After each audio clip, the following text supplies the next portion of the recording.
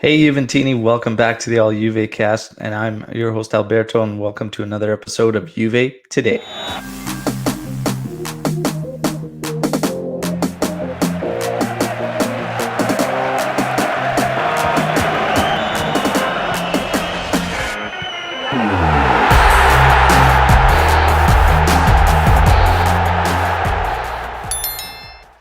All right, so right out of the gate, we're going to talk about Frabotta.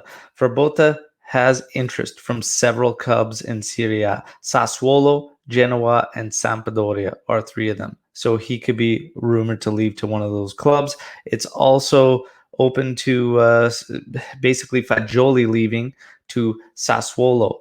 But Juventus is trying to insert a buyback option in that one. Now, as I look at these two, if there's a way to possibly keep Fagioli within our ranks, that would be great. But again, I think it's bigger than that, because if you look at this scenario and you're saying Frabotta, if Sassuolo is one of the teams interested, use Frabotta to bring down Locatelli's price. But there's more to it. Fagioli, just for the sake of staying with us, does us no good if he's not going to see minutes next season.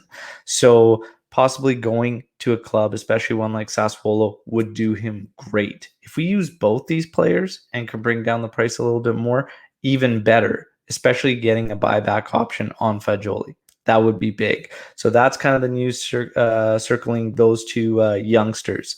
Next up, we've got West Ham and Crystal Palace. Both have shown interest in Aaron Ramsey. However, Aaron Ramsey wants a top six side. I don't know why, because he barely even plays, because he's always injured. Look, I know that's probably harsh or whatnot, but honestly, it's extremely frustrating.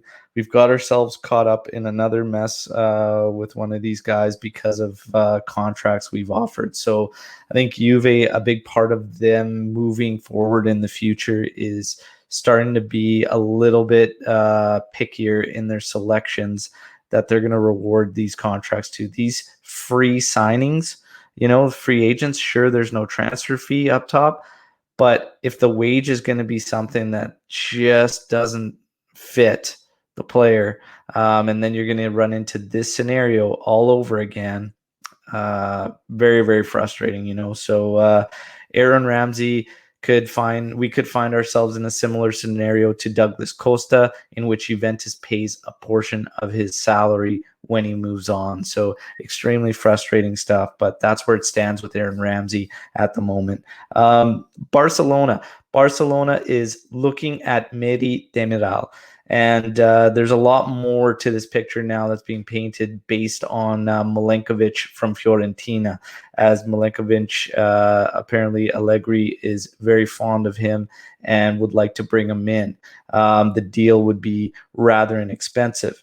So we would be making capital on a Demiral sale. Not only that, but we're kind of in a place where we're locked up on Rugani. And this is where it gets interesting, because Rugani is said to be able to be used in that Milenkovic deal and go to Fiorentina. So now all of a sudden, you are killing multiple birds with one stone. You're going to gain capital on the Demiral move. You're going to be bringing in Milenkovic, and you're going to be able to move Rugani.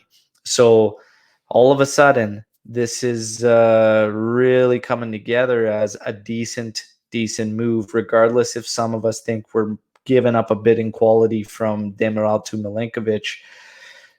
Moving on, Rugani's big, and bringing in capital is big too. So yeah, it's starting to come together and shape up that picture, and it wouldn't be that bad, in the whole overall picture.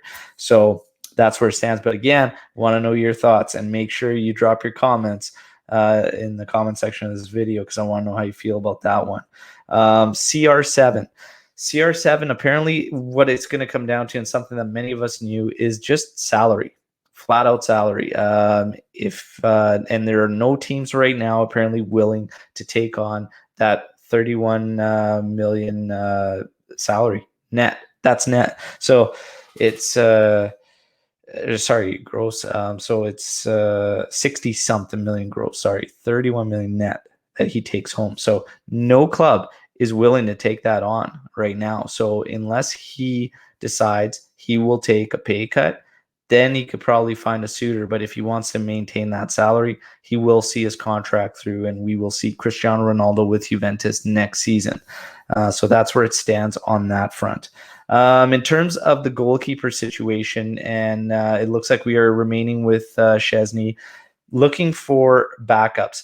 Carlo Pinsoglio, his future will be decided very, very soon. So he could remain with Juventus. I don't see a reason why. He's been third keeper for quite some time. And the lads love him in the locker room and stuff. So keep him around. No brainer there for me. But in terms of the backup, Perin would like to stay at Genoa. Odero is going to cost too much money for a second goalkeeper for Juventus. That really now the name coming to light and shining through is Mirante. Mirante could join on a free, be our second goalkeeper, and he wouldn't actually affect our list because he was part of Juve's youth academy. So yeah, that one's starting to make the most sense. So that's kind of it as far as news circulating around Juventus for today. Last but certainly not least, a couple of jersey number changes. If you go to the Juve store website, and Danilo has now taken the number 6, and Juan Cuadrado has moved to number 11. But pump the brakes on those Cuadrado jerseys if you were going to get a Cuadrado 11, because if CR7 leaves, it's been rumored that he could go back to the number 7, which he was wearing before Cristiano Ronaldo joined. So, yeah, let's get your thoughts on all the news circulating around Juve today. Drop your comments in the section.